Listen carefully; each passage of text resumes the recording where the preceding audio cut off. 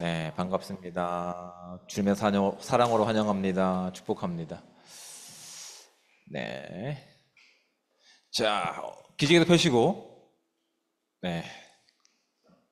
잠자기 딱 좋은 시간과 계절과 목소리를 가지고 왔습니다. 졸지 마시고, 우리 함께 은혜 나누는 시간 되기 원합니다. 자, 우리 하나님 말씀을 함께 우리가 봉독해서 읽도록 하겠습니다. 함께 우리가 나눌 하나님 말씀은 신약성경 사도행전 19장 21절부터 41절까지 말씀.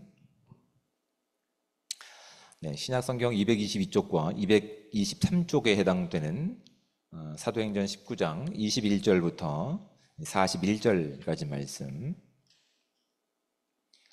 자, 우리 가능하신 분들은 말씀이 길지만 잠을 깨는 차원에서 함께 한 목소리로 합독해서 읽도록 하겠습니다.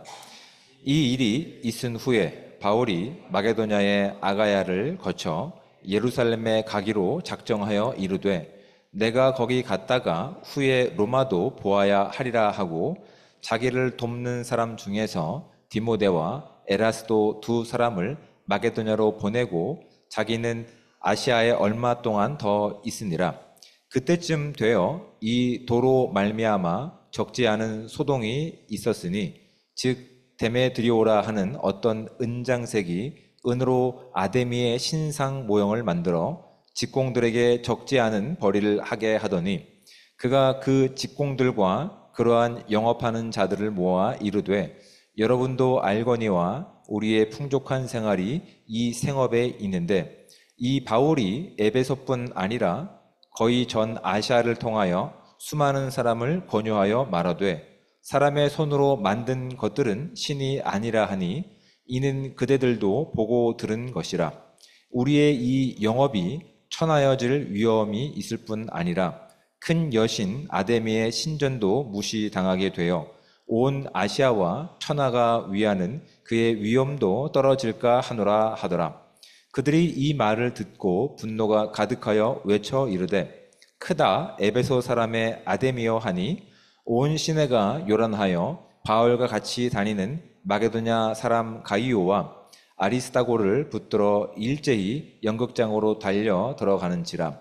바울이 백성 가운데로 들어가고자 하나 제자들이 말리고 또 아시아 관리 중에 바울의 친구된 어떤 이들이 그에게 통지하여 연극장에 들어가지 말라 권하더라.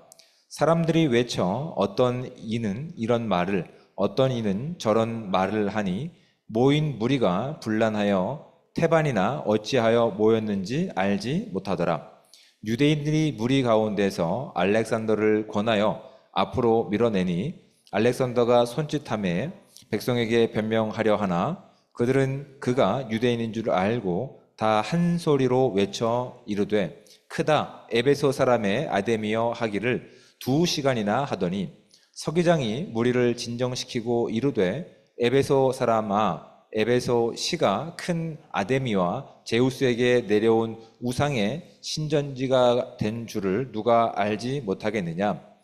이 일이 그렇지 않다 할 수 없으니 너희가 가만히 있어서 무엇이든지 경솔이 아니하여야 하리라. 신전의 물건을 도둑질하지도 아니하였고 우리 여신을 비방하지도 아니한 이 사람들을 너희가 붙잡아 왔으니 만일 데메드리오와 그와 함께 있는 직공들이 누구에게 고발할 것이 있으면 재판 날도 있고 총독들도 있으니 피차 고소할 것이요 만일 그 외에 무엇을 원하면 정식으로 민회에서 결정할지라. 오늘 아무 까닭도 없는 이 일에 우리가 소요 사건으로 책망받을 위험이 있고 우리는 이 불법 집회에 관하여 보고할 자료가 없다 하고 이에 그 모임을 흩어지게 하니라. 아멘. 기도한 후에 말씀을 나누도록 하겠습니다. 사랑의 하나님, 은혜와 사랑에 감사합니다. 오늘도 주님을 예배할 수 있는 거룩한 주님의 날을 허락하여 주시고 주의 이름 가운데 이 공동체를 불러 모아주신 주님께 영광과 찬양을 올려드립니다. 우리가 주님을 온전히 예배할 때 또한 우리가 주의 말씀 앞에 나아갈 때 겸손하게 주의 말씀을 청취하게 도와주시고, 또한 들은 그 말씀을 알고 그치는 것이 아니라 우리 삶 가운데 온전히 살아냄을 통해서 이 땅 가운데 우리가 누구에게 속한 존재인지를 온전히 밝힐 수 있는 은혜의 시간들을 될 수 있도록 함께하여 주시옵소서. 이 시간 우리 가운데 들을 수 있는 길을 열어주시고 우리의 마음을 기경하여 주셔서 주의 말씀만 온전히 선포될 수 있는 시간 되기를 원하오며 사랑이 많으신 예수 그리스도의 이름으로 기도드립니다. 아멘. 자, 우리는 대한민국을 사랑합니다. 그렇죠? 네, 대한민국을 사랑합니다. 우리가 대한민국을 사랑하기 때문에 대한민국을 조금 더 좋은 나라로 만들기 위해서 우리가 어떤 노력들을 하고 있습니까? 갑자기 질문을 받으셔서 당황스럽지만 우리가 보통 이러지 않습니까? 좋은 리더를 뽑는 것, 그렇죠? 대한민국을 더 좋게 하기 위해서 좋은 선택이고 좋은 노력입니다. 또 어떤 내용들이 있을까요? 이 대한민국을 좋게 하기 위해서 좋은 뜻을 가지고 힘을 만들고 사람들을 더 이렇게 많이 모으게 되면 좋은 대한민국이 될 수 있을까요? 될 수도 있겠죠. 될 수도 있겠죠. 그렇다면 그거는 지금 우리가 살고 있는 이 대한민국의 주로 정치인들이라든지 아니면 정당들이 하고 있는 일들이고, 그렇다면 예수 그리스도를 믿는 저와 여러분들이 이 대한민국을 온전하게 하기 위해서, 또한 대한민국이 더 좋은 나라가 되기 위해서 할 수 있는 일이 무엇일까요? 동일하게 좋은 리더를 세우고 또 좋은 일에 더 뜻을 모으고 돈을 모으고 사람들을 모으는 것이 기독교인인 저와 여러분들이 해야 할 일일까요? 네, 너무 어려운 질문을 제가 이 오후에 했나요? 오늘은 그 이야기를 좀 할까 합니다.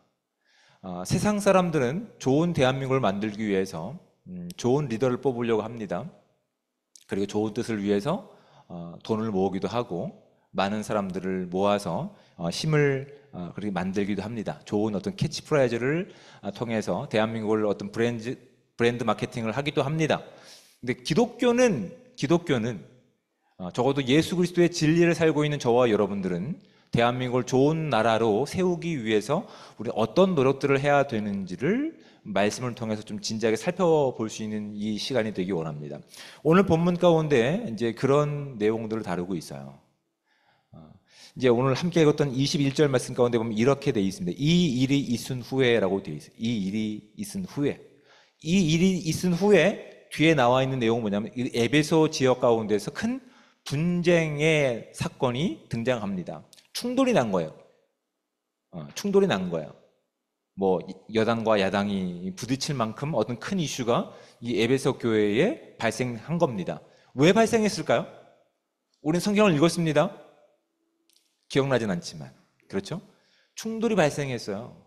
근데 왜 충돌이 발생했는지에 대해서 이제 살펴가겠지만, 적어도 에베소에 있는 사람들, 그래서 분쟁의 그 어떤 물꼬를 튼 사람들은 은장색을 주업으로 삼고 있는 사람들이었어요. 은장색, 그러니까 은세공업자들이었어요. 그러니까 은세공업자들이 이제 사도 바울 일행과 충돌을 일으켰는데 그들이 그렇게 충돌을 할 수밖에 없었던 근본적인 이유가 뭔지 아십니까? 경제적인 위기를 느꼈기 때문에 그런 거예요. 왜냐하면 지금 사도 바울 일행이 그들과 함께 에베소 지역과 아시아의 지역 가운데 어떤 드러냈던 내용들은 많은 수가 아니었어요. 많은 물질도 아니었어요. 또한 어떤 힘도 아니었어요. 무엇을 전했을까요? 예수 그리스도의 복음을 전했어요. 엄밀히 말하면 예수 그리스도의 십자가가 바꾼 자신들의 삶을 그들 가운데 전했어요. 예수 그리스도의 십자가가 바꾼 자신들의 삶을 당당하게 전했어요. 그래서 그 당당하게 전하는 시간 가운데 그 전에 하지 않았던 정직함과 성실함이 있고 누군가를 사랑하고 용납하는 일도 서슴없이 했어요. 손해보는 일도 기쁨으로 했어요. 자신의 소유를 다 팔아서 가난한 자들을 돕기 시작했어요. 그렇게 됐을 때 어떤 일이 있었냐면 우리가 지난주에 나왔던 내용들인데 18절 말씀부터 보겠습니다. 18절 말씀 이렇게 되어 있습니다. 믿은 사람들이 많이 와서 자복하여 행한 일을 알리며 또 마술을 행하던 많은 사람이 그 책을 모아 가지고 와서 모든 사람 앞에서 불사르니 그 책 값을 계산한 즉 은 5만이나 되더라 라고 되어 있는 거예요. 이거 뭐 이렇게 사도 바울이 그거 나쁜 일이니까 보면서 떠난 일이니까 그 책을 다 태워버리십시오라고 얘기하지 않았어요. 그 복음이 예수 그리스도의 십자가가 그들의 인생 가운데 그들의 시간 가운데 들어갔을 때 그들이 비로소 과거에 자신들이 목적했고 살아왔던 방식에서 떠나기로 스스로 작정한 거라고요. 18절 말씀을 보십시오. 많은 사람들이 많이 와서 자복하여 스스로 고백하여 행한 일 모든 것을 알리기 시작한 겁니다. 내가 과거에 이런 일 가운데 이 거짓말을 통해서 마술을 통해서 여러분들의 마음을 속였던 일들입니다. 그 마술의 기술을 얻기 위해서 여러분들의 마음을 사기 위해서 내가 이렇게 여러분께 손해를 끼친 일을 내가 고백합니다라고 스스로 고백했다고요. 스스로. 그리고 자신들의 과거의 인생을 망쳤던 그 책들을 모아서 불살랐는데 그 값이 얼마나 된다고요? 은 5만에 해당하는 어마어마한 비용을 그들이 다 손해보는 일을 기쁨으로 하고 있는 거예요.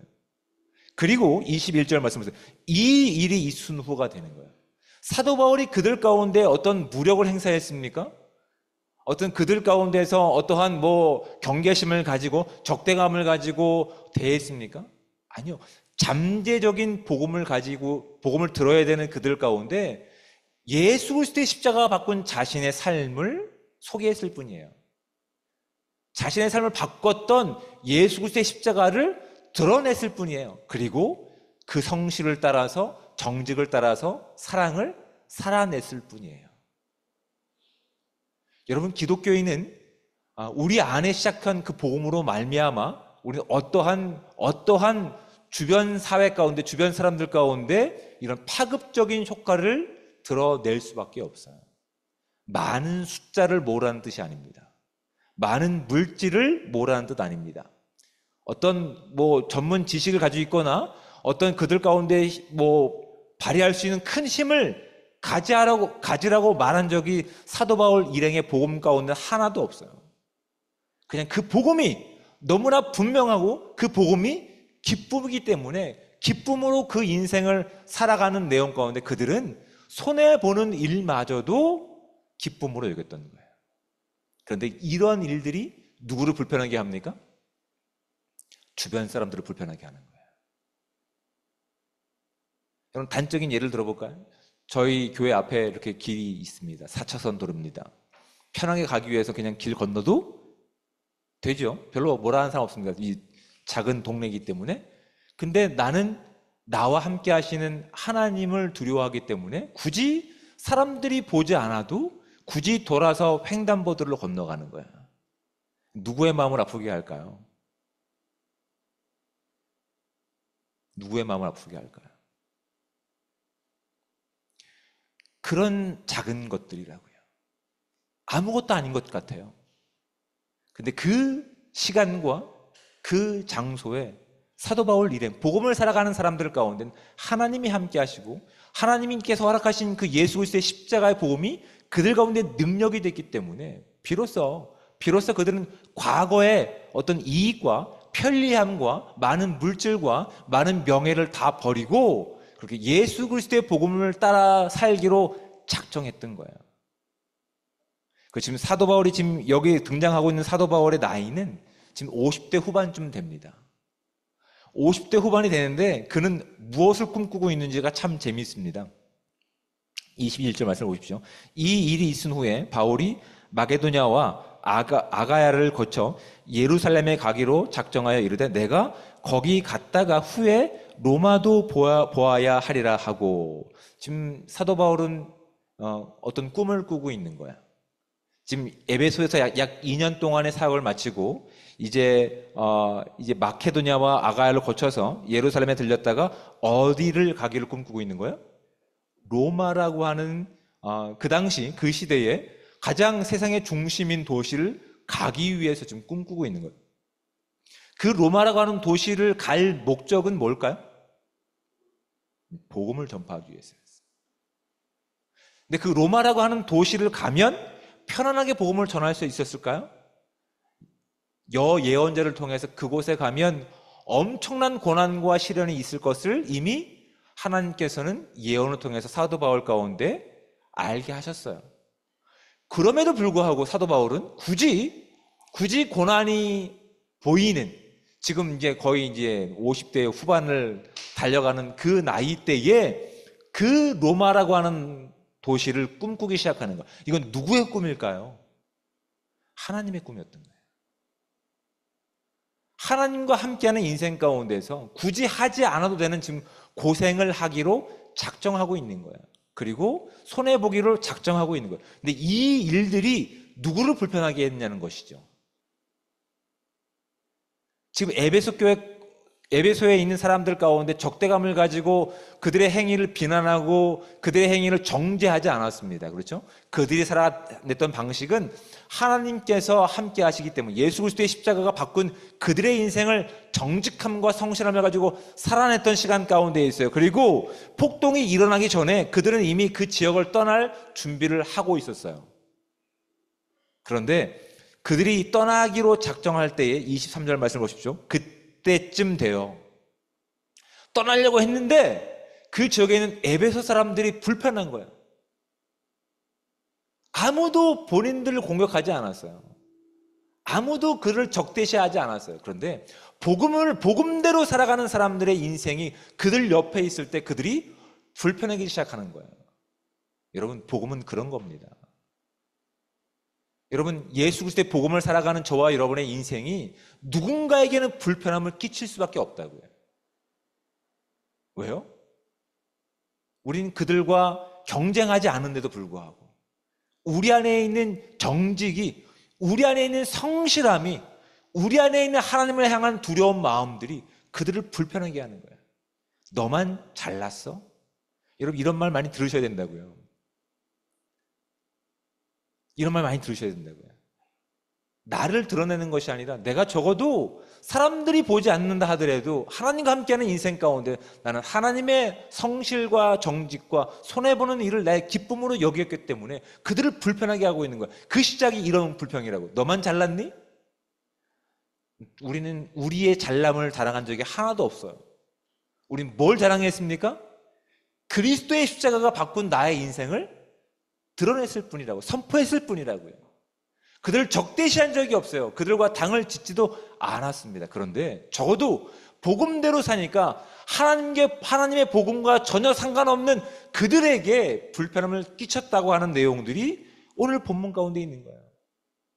여러분, 오늘 이 시대 가운데 우리는 복음을 살아내는 자들로 우리가 이 자리에 서 있습니다. 단순히 주일에만 예배하는 자들로 그들과 구별하는 인생이 아니라 우리의 주어진 시간과 관계와 직장과 학업에서 우리는 누구와 함께하는 인생을 살고 있기 때문에, 예수 그리스도와 함께하는 인생을 살고 있기 때문에 우리를 바라보는 누군가에게는 불편함을 줄 수 있어야 됩니다. 불편함을 주고 계십니까? 아니면 너무나 편하게 그들과 섞여 살고 계십니까? 이런 아우성을 칠 수 있습니다. 목사님, 그거는 성령이 충만했던 초대교회 때의 일이죠. 지금은 시대가 바뀌었습니다 라고 얘기하고 싶겠죠? 그런데 여러분, 교회 역사가 그것을 반증해 주고 있습니다. 교회 역사 가운데서 부흥의 일들이 일어섰던, 영국에서의 18세기라든지 미국에서 19세기라든지 대한민국의 평양 대부흥 각성 운동이라든지 이런 모든 일들이 기독교, 그러니까 예수 그리스도 안에 있는 진리를 믿는 사람들이 세상을 향해서 적대감을 가지고 그들을 정죄하지 않았어요. 그 복음의 시작은 예수 그리스도의 십자가의 그 복음이 자신들의 인생에 들어와서 자신들의 삶을 바꾸는 일부터 시작됐다고요. 여러분, 1903년에 평안북도 원산이라고 하는 지역이 있습니다. 모르시죠? 당연히. 북한에 가본 적이 안 왔으니까 모릅니다. 그 원산에 그 기도의 시간 가운데 우리나라의 선교사로 왔던 이제 하디 선교사가 있습니다. 그 선교사가 이렇게 부흥 집회라든지 이런 기도회를 하면서 하나님이 주신 감동을 가지고 이제 회개하기 시작했어요. 그 회개 내용은 뭐냐면 설교의 열매가 나타나지 않는 이 안타까운 대한민국의 현실을 보면서 오히려 자신의 무능함을 털어놓기 시작하는 거예요. 자신의 무능함을 털어놓기 시작합니다. 그의 실패의 원인이 뭐냐면 한국인들을 대하는 서양 선교사들의 우월 의식과 자만심을 고백하기 시작하는 거예요. 이 대한민국이 하나님의 나라가 되지 못한 것은 이 안에 하나님의 복음을 살아내지 못했던, 아니 저들을 천대시했던 우리의 우월 의식이 하나님의 복음이 방해되는 시발점이었습니다를 성령의 감동을 받은 하디 선교사가 그렇게 고백하는 일 가운데서 그렇게 회개의 불이 이루어졌으며 그 뒤에 다른 사람들이 따라서 회개하기 시작했습니다. 이것이 부흥의 불꽃이 되어서 이 회개 운동이 4년 뒤인 1907년도에 평양 대부흥운동으로 이어지게 됩니다. 누가 특별히 전도하지 않았어요. 예수 그리스도 안에서 그 복음이 진리임을 믿고 있는 자들 가운데서 그 복음이 그들 가운데 진정한 진리이며 기쁨임을 알기 때문에 과거에 그들의 살았던 삶의 방식을 떠나기로 작정하는 시간 가운데 하나님께서 놀랍게 그들 가운데 부흥이라고 하는 은혜를 허락하셨다. 부흥이 숫자적인 어떤 증가를 뜻하지 않아요. 그거는 부흥이 가져오는 어떤 결과적인 현상 중에 하나일 뿐이지, 부흥은 이겁니다. 리바이벌이라고 하는 부흥의 단어가 뭡니까? 다시 살아남입니다. 예수 그리스도의 은혜로, 예수 그리스도의 생명으로 과거에 살아갔던, 과거에 죽을 수밖에 없던 그 생명 가운데서 예수 그리스도의 부흥의 역사가 시작된 거라고, 다시 살아나기 시작한 거라고요. 죽음을 향해 달려가는 인생이 아니라 생명을 향해 달려가는 인생 가운데서 이제 그들 가운데 놀라운 부흥의 역사가 있다는 사실이 우리의 대한민국 역사 가운데 있었고, 18세기에 영국과 또한 웨일즈에 있었고, 또한 19세기의 미국 대각성 운동에도 당연하게 이 회개 운동이 전제가 됐다는 사실을 깨닫게 됩니다. 여러분, 우리는 대한민국을 생각한다고 하면서 우리 안에 일하시는 하나님의 그 복음의 능력을 살아내고 또한 노력하고 정직을 회복하고 거룩함을 회복하는 것보단 외형적인 것 가운데 더 신경 쓰지 않았습니까? 힘을 만들어야 되고, 캐치프레이즈를 만들어야 되고, 이벤트를 만들어야 되고, 그것 때문에 오히려 세상과 대립각을 세우지는 않았는지를 우리가 이 시간 돌아보셔야 되는 거예요. 정말 우리가 회복해야 되는 것이 무엇일까를 생각해 보셔야 되는 거예요. 우리 안에 정말 하나님의 꿈으로 가득 채워져 있는지, 아니면 나의 꿈과 이생으로 가득 채워져 있으며 헛된 잘못된 기독교의 꿈을 가지고 오늘 우리 시대를 살고 있는지를 진작에 고민해 보셔야 됩니다. 성경이 우리 가운데 분명히 보여주고 있는 것은 그들은 세상을 바꾸려고 하지 않았어요. 그들이 살아냈던 삶의 방식은 예수 그리스도의 십자가가 바꾼 자신의 인생을 정직하고 성실하게 살아냈을 뿐입니다. 그런데 놀랍게도 그 성실함을 가지고, 정직함을 가지고 세상이 반응을 보이기 시작하는 거예요. 여러분, 우리가 아무것도 증명할 것이 없다고 좌절하거나 낭망하지 않기를 원합니다. 우리는 예수 그리스도의 십자가의 생명을 가진 자들로서 그 거룩함과 성실함과 사랑과 오히려 손해봄을 기쁨으로 여길 수 있는 귀한 하루하루가 되시기를 주님으로 축복을 드립니다. 예수 그리스도의 십자가가 바꾼 우리의 인생 가운데서 그리스도의 복음을 진실하게 살아갈 때 세상은 우리의 변화를 통해서 누구를 바라볼까요? 예수 그리스도의 십자가를, 예수 그리스도가 누구인지에 대한 질문을 갖게 될 겁니다. 교회만을 욕하는 것이 아니라 교회를 있게 한 예수 그리스도를 그들이 비로소 꿈꾸게 될 것입니다. 그럴 때 우리에게 주셨던 이 놀라운 복음의 능력을 가지고 우리가 정직함을 회복하시고 성실함을 회복하시고 이 일을 통해서 이 땅 가운데 정말 예수 그리스도의 복음의 씨앗들이 심겨질 수 있는 우리 시대의 오늘 하루가 되시기를 축복을 드립니다. 우리의 꿈을 심는 시간들이 아니에요. 예수 그리스도의 복음의 씨앗을 심는 거예요. 근데 그 복음의 씨앗은 아무것도 아닌 것 같지만 그 씨앗이 그 땅에 온전히 심어져서 죽을 때 어떤 결과가 맺혀질까요? 이 대한민국의 150년 전전에 선교사님들이 와서 순교로 씨앗이 심겨졌어요. 그 젊은 20대, 30대 선교사님들이 이 나라의 복음을 위해서, 아니 하나님의 꿈을 가지고 이 땅에 왔을 때에 복음을 제대로 전하지도 못하고 배에서 순교당한 사람들이 너무 많아요.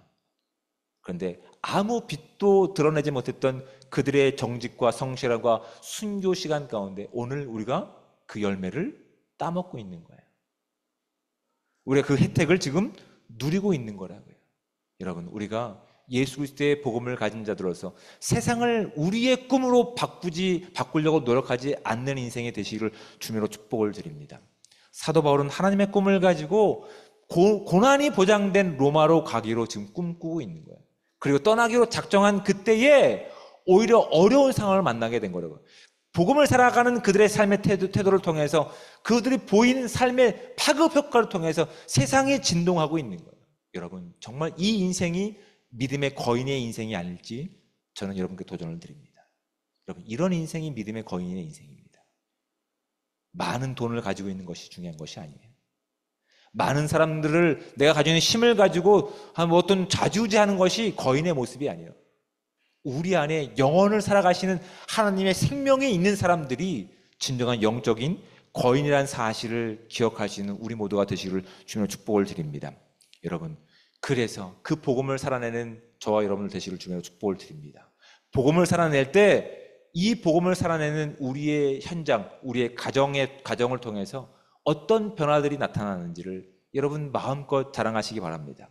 우리를 통해서 이 지역사회와 우리 학교와 우리 직장이 어떤 변화들을 맞이하고 있는지를 여러분 당당하게 고백할 수 있는 우리가 되기 원합니다. 나를 자랑하는 것이 아니라 나를 바꾼 그리스도의 복음을 전하면서 그 복음이 우리를 움직이게 하는 원동력임을 꿈꾸면서 오늘 주어진 이 거룩함을 살아낼 때 비로소 우리 안에 심겨진 예수 그리스도의 힘과 능력을 맛보게 될 겁니다.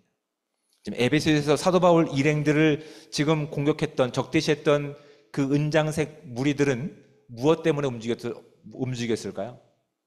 그들은 경제적인 문제 때문에 움직였습니다. 그것이 목적이었어요. 우리는 하나님의 꿈을 가지고 그것을 위해서 움직이는 사람들인데 우리의 시간과 우리의 선택과 우리 결정 가운데서 우리를 움직이는 힘이 혹시나 경제적인 문제이면 우린 그들과 충돌할 수밖에 없는 거예요. 편리함이 우리의 삶을 움직이는 힘이라고 한다면 우린 그들과 충돌할 수밖에 없는 거예요. 우리를 움직이는 힘은 오직 예수 그리스도의 십자가의 그 능력임을 믿고 나가신 저와 여러분들 되시기를 주님의 축복을 드립니다. 그리고 하나님의 꿈을 하루하루씩 꿔가면서 그 복음이 바꾼 나의 인생이 우리 가정 가운데서 질문 하나 던질 수 있는 인생이 되기 원합니다. 우리 학업과 또한 직장에서 질문 하나 던지는 인생이 되기 원합니다. 우린 그걸로 충분합니다. 때로는 그것 때문에 고난 받을 수도 있어요. 근데 적어도 그 인생 가운데 고난된 길이라 하더라도 그것은 고난으로 끝나는 것이 아니라 하나님의 영광을 볼 수 있는 그 길이었기 때문에 우리 감사하게 그 길을 걸어갈 때, 하나님의 꿈을 가지고 걸어갈 때 하나님께서 우리 가운데 더 넓히시는 꿈을 사도 바울이 로마를 바라봤던 것처럼 우리 가정만 보는 것이 아니라 나의 먹을 것과 직장만 바라보는 것이 아니라 이 지역사의 변화와 대한민국의 변화와 이 세계의 변화를 하나님의 복음의 꿈으로 꾸며 나갈 수 있는 복되고 귀한 삶이 저와 여러분과 충만하게 임하시기를 우리 주님으로 축복을 드립니다. 우리 함께 또 찬양하시겠습니다.